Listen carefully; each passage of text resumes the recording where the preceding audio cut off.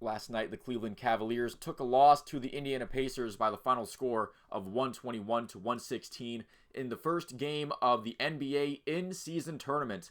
I personally cannot be made to care about this tournament or these games any more or less than just ordinary regular season games to me. For this game, the Pacers and other teams that were hosting these in-season tournament games, they decided to make their court look like Splatoon maps. I thought the Pacers one was especially egregious with the bright colors. I guess that's just not something that I personally vibe with. I do kind of like when teams kind of do some unique things with their courts as far as like some of the subtler things, but I feel like changing the entire identity of what an NBA basketball court looks like is a bit odd to me, but they're really trying to push this tournament, so I guess it is what it is. It's not the biggest deal in the world. Now, as far as the actual game was concerned, a lot of excitement for Cleveland in this one in the pregame, and that's because it was the return of Darius Garland and Jarrett Allen to the lineup. So pretty much working with a full rotation here. Garland and Jarrett Allen were somewhat eased in, didn't get premier starter minutes, but the anticipation was still very much there. And that's what made the first half all the more disappointing. Pacers going into halftime with the Cavs allowing 70 points. I'll let that sink in. 70 points. I'm not sure if you want some big breakdown of the first half. The Cavs allowed 70 points. I will leave it at that. Not quite the defensive performance that was anticipated with the return of Garland and Allen, but mostly Jarrett Allen was thought to have going to be a key piece to solidifying the defense. And at that point, it was okay, wrap it up. Cavs are done for this one. Second half is going to be garbage time.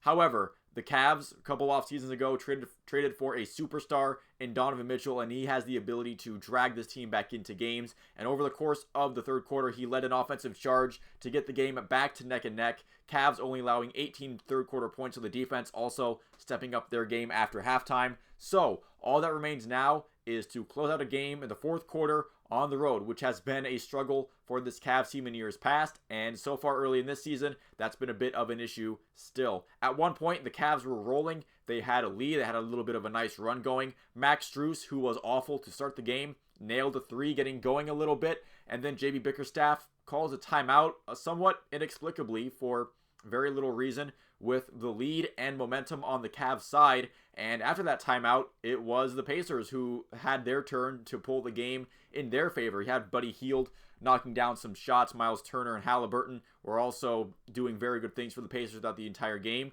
The Cavs having to work back from a small deficit late in this one, and then some late turnovers by Garland and Mobley pretty much iced it for the Cavs as they lose 121 to 116. Like I mentioned, Miles Turner, Halliburton, essential for Indianapolis in this one. I feel like Evan Mobley contributed in all facets for the Cavs. His offensive output wasn't crazy, but he was doing some good work on the boards and defensively as well. And again, Donovan Mitchell, there's been a couple performances early on in this season where he's been amazing offensively, doing what he can to contribute great performances on the team, but the Cavs in general just come up short.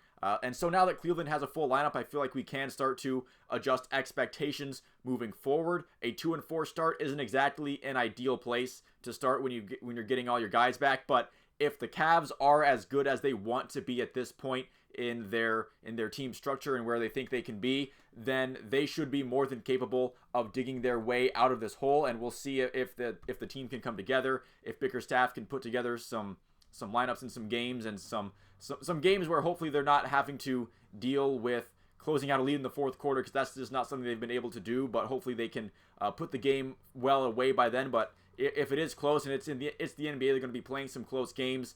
Not just the Cavs, but leads in general have been fairly dangerous. It's been a no lead is safe league for the NBA at this point in the season.